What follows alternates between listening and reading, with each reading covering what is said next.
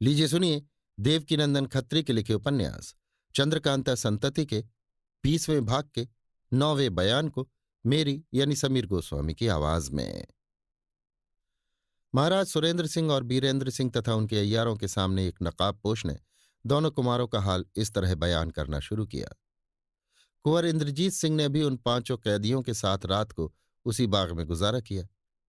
सवेरा होने पर सब मामूली कामों से छुट्टी पाकर दोनों भाई उसी बीच वाले बुर्ज के पास गए और चबूतरे वाले पत्थरों को गौर से देखने लगे। उन पत्थरों में कहीं कहीं अंक और अक्षर भी खुदे हुए थे। उन्हीं अंकों को देखते देखते इंद्रजीत सिंह ने एक चौखूटे पत्थर पर हाथ रखा और आनंद सिंह की तरफ देखकर कहा, बस इसी पत्थर को हमें उखाड़ना चाहिए। इसके जवाब में आनंद सिंह ने जी हां कहा और तिलिस्मी खंजर की नोक से उस टुकड़े को उखाड़ डाला। पत्थर के नीचे एक छोटा सा चौखूटा कुंड बना हुआ था और उस कुंड के बीचों बीच में लोहे की एक गोल कड़ी लगी थी, जिसे कुंवर इंद्रजीत सिंह ने खींचना शुरू किया। उस कड़ी के साथ लोहे की 25-30 हाथ लंबी जंजीर लगी हुई थी, जो बराबर खिंचती हुई चली आई और जब वो रुक गई अर्थात अपनी हद तक खिंचकर बाहर निकल आई, तब उस चबूतरे के चारों तरफ का निचला पत्थर आप से आप उखड़कर जमीन के साथ लग गया और उसके अंदर जाने के लिए दो रास्ते दिखाई देने लगे। इनमें से एक रास्ता नीचे तहखाने में उतर जाने के लिए था और दूसरा बुर्ज के ऊपर चढ़ने के लिए। दोनों कुमार पहले बुर्ज के ऊपर चढ़ गए और वहां से चारों तरफ की बहार देखने लगे। खास बाग के कुछ हिस्से और उनके कई तरफ की मजबूत दीवारें तथा कुछ इमारतें और पेड़ पत्ते इत्यादि दिखाई दे रहे थे। उन सभी को गौर से देखने के बाद कुमार नीचे उतर आए और उन पांचों कैदियों को ये कहकर कि तुम लोग इसी बाग में रहो, खबरदार नीचे न उतरना, दोनों भाई तहखाने में उतर गए। नीचे उतरने के लिए चक्करदार 11 सीढ़ियां थीं, जिन्हें तय करने के बाद वे दोनों एक लंबे चौड़े कमरे में पहुंचे। वहां बिल्कुल अंधकार था, मगर तिलिस्मी खंजर की रोशनी करने पर वहां की सब चीजें साफ दिखाई देने लगीं। वो कमरा लंबाई में 20 हाथ और चौड़ाई में 15 हाथ से ज्यादा न होगा। उसके बीचों बीच में लोहे का एक चबूतरा था और उसके ऊपर लोहे का एक शेर बैठा हुआ था, जिसकी चमकदार आंखें उसके भयानक चेहरे के साथ ही साथ देखने वालों के दिल पर खौफ पैदा कर सकती थी। उसके सामने जमीन पर लोहे का एक हथौड़ा पड़ा हुआ था। बस इसके अतिरिक्त उस कमरे में और कुछ भी न था। कुंवर इंद्रजीत सिंह ने उस शेर के सिर को अच्छी तरह टटोलना शुरू किया। उस शेर के दाहिने कान की तरफ केवल 1 उंगली जाने लायक छोटा सा गड्ढा था।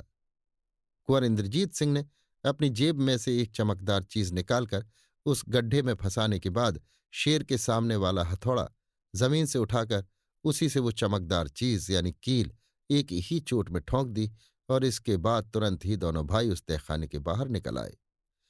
वो चमकदार चीज जो शेर के सिर में ठोंकी गई क्या थी, इसे आप लोग जानते होंगे। ये वही चमकदार चीज थी जो कुंवर इंद्रजीत सिंह को बाग के उस तहखाने में एक पुतले के पेट में से मिली थी, जिसमें वे कुंवर आनंद सिंह को खोजते हुए गए थे। देखिए चंद्रकांता संतति 10वां भाग पहला बयान।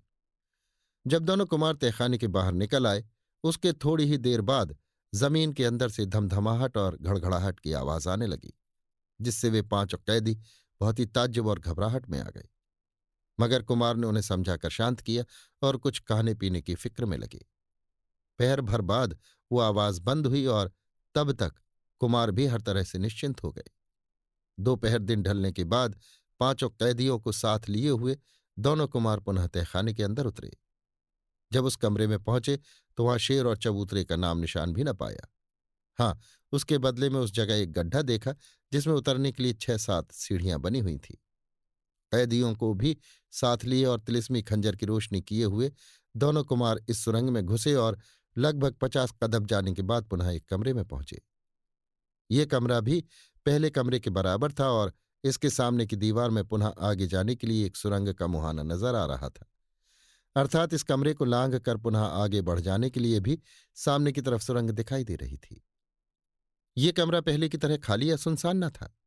इसमें तरह तरह की बेशकीमत चीजों, हर्बों, जवाहिरात और अशर्फियों के जगह जगह ढेर लगे हुए थे, जिन्हें देखकर उन 5 कैदियों में से एक ने कुंवर इंद्रजीत सिंह से पूछा, ये इतनी बड़ी रकम यहां किसके लिए रखी हुई है? इंद्रजीत सिंह, ये सब दौलत हमारे लिए रखी हुई है। केवल इतनी ही नहीं, बल्कि इसी तरह और भी कई जगह इससे भी बढ़कर अच्छी अच्छी और कीमती चीजें दिखाई देंगी।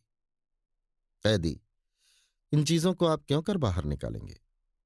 इंद्रजीत सिंह: जब हम लोग तिलिस्म तोड़ते हुए चुनारगढ़ पहुंचेंगे तब ये सब चीजें निकलवा ली जाएंगी। कैदी: तब तक इसी तरह ज्यों की त्यों पड़ी रहेंगी? इंद्रजीत सिंह: हां। इस कमरे में चारों तरफ की दीवारों के साथ तरह तरह के बेशकीमत हरवे लटक रहे थे, जिन पर इस ख्याल से कि जंग इत्यादि लगकर खराब न हो जाएं, एक किस्म का मोमी रोगन लगाया हुआ था। नीचे 2 संदूक जड़ाऊ जेवरों से भरे हुए थे, जिनमें ताले लगे हुए न थे। इसके अतिरिक्त सोने के बहुत से जड़ाऊ खुशनुमा और नाजुक बर्तन भी दिखाई दे रहे थे। इन चीजों को देखभाल कर कुमार आगे बढ़े और सुरंग के दूसरे मुहाने में घुसकर दूर तक चले गए। अब की दफे का सफर सीधा न था, बल्कि घूम घुमौआ था। लगभग 1.5 या 2 कोस जाने के बाद पुनः एक कमरे में पहुंचे। पहले कमरे की तरह इसमें भी आमने सामने दोनों तरफ सुरंगें बनी हुई थीं। इस कमरे में सोने चांदी या जवाहरात की कोई चीज न थी। हाँ, दीवारों पर बड़ी बड़ी तस्वीरें लटक रही थीं, जो एक किस्म के रोगनी कपड़े पर, जिस पर सर्दी गर्मी का असर नहीं पहुंच सकता था, बनी हुई थी। इन तस्वीरों में रोहतासगढ़ और चुनार की तस्वीरें ज्यादा थीं और तरह तरह के नक्शे भी जगह जगह लटक रहे थे, जिन्हें बड़े गौर से दोनों कुमार देर तक देखते रहे। इस कमरे की कैफियत को देखकर इंद्रजीत सिंह ने आनंद सिंह से कहा, मालूम होता है ब्रह्ममंडल यही है। इसी जगह हम लोगों को बराबर आना पड़ेगा तथा चुनारगढ़ के तिलिस्म की चाबी भी इसी जगह से हमें मिलेगी। आनंद सिंह: बेशक यही बात है। इस जगह के ब्रह्ममंडल होने में कुछ भी संदेह नहीं हो सकता। इंद्रजीत सिंह: फिर अब तुम्हारी क्या राय है? इस समय यहां कुछ काम किया जाए या नहीं? क्योंकि इस काम को हम लोग अपनी इच्छानुसार कर सकते हैं। आनंद सिंह: मेरी राय में तो इस समय यहां कोई काम न करना चाहिए, क्योंकि कैदियों की तरफ इशारा करके इन लोगों को तकलीफ होगी। पहले इन लोगों को तिलिस्म के बाहर कर देना उचित होगा, फिर हम लोग यहां आकर अपना काम किया करेंगे। इंद्रजीत सिंह: मैं भी यही उचित समझता हूं। इसके अतिरिक्त हम लोगों को यहां कई दफे आने की जरूरत पड़ेगी। अतः इस समय अगर यहां अटक कर कोई काम करेंगे तो बाहर निकलने में बहुत देर हो जाएगी और हम भी परेशान और दुखी हो जाएंगे। इतना कहकर इंद्रजीत सिंह आगे की तरफ बढ़े और सभी को लिए सामने वाली सुरंग में घुसे। अब की दफे दोनों कुमारों और कैदियों को बहुत ज्यादा चलना पड़ा और साथ ही इसके भूख प्यास की भी तकलीफ उठानी पड़ी। कई कोस का सफर करने के बाद जब वे लोग सुरंग के बाहर निकले तो सुबह की सफेदी आसमान पर फैल चुकी थी। इसलिए दोनों कुमारों ने अंदाज से समझा कि अब की दफे हम लोग 14 या 15 घंटे तक बराबर चलते रहे और जमानिया को बहुत दूर छोड़ आए। सुरंग के बाहर निकलकर इंद्रजीत सिंह और आनंद सिंह ने जिस सरजमीन पर अपने को पाया वो बहुत ही दिलचस्प और सुहावनी घाटी थी।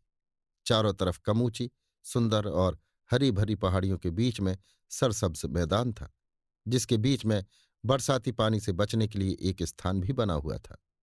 इस सरजमीन को इंद्रजीत सिंह और आनंद सिंह ने बहुत ही पसंद किया और इंद्रजीत सिंह ने उन कैदियों की तरफ देखकर कहा, अब तुम लोग अपने को आजाद और तिलिस्मी कैद खाने से बाहर निकला हुआ समझो।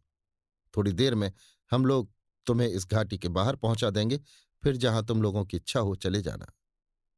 इसके जवाब में इन कैदियों ने हाथ जोड़कर कहा, अब हम लोग इन चरणों को छोड़ नहीं सकते।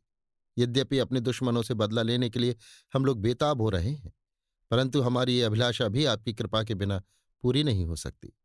अतः हम लोग आपके साथ ही साथ राजा बीरेंद्र सिंह के दरबार में चलने की इच्छा रखते हैं। दोनों कुमारों ने उनकी प्रार्थना मंजूर कर ली और इसके बाद जो कुछ अनूठी कार्रवाई उन लोगों ने की दूसरे दिन बयान करूंगा। इतना कहकर नकाबपोश चुप हो गया और अपने घर जाने की इच्छा से राजा साहब का मुंह देखने लगा। यद्यपि महाराज इसके आगे भी इंद्रजीत सिंह और आनंद सिंह का हाल सुनना चाहते थे, परंतु इस समय नकाबपोशों को छुट्टी दे देना ही उचित जानकर घर जाने की इजाजत दे दी और दरबार बर्खास्त किया। अभी आप सुन रहे थे देवकीनंदन खत्री के लिखे उपन्यास चंद्रकांता संतति के 20वें भाग के 9वें बयान को मेरी यानी समीर गोस्वामी की आवाज में।